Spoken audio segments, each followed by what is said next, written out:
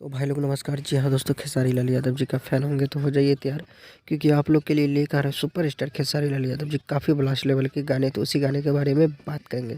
तो दोस्तों बता दो, खेसारी लाल यादव जी का एक गाना आया था जो कि 2-4 दिन पहले, नींबू खरबूजा बहेल 2, जो कि काफ़ी ब्लास्ट लेवल का गाना हुआ और आप लोगों ने काफ़ी ज़्यादा प्यार दिया। उस गाने को लगभग 12 मिलियन से ज़्यादा बार देखा जा चुका है। और दोस्तों बता दो, बहुत जल्दी खेसारी म्यूजिक वर्ल्ड से काफ़ी बेहतरीन सा सॉन्ग आने वाला है।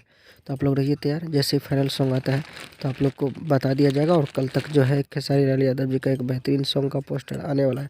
तो चैनल को करके रखिए सब्सक्राइब और वीडियो को लाइक।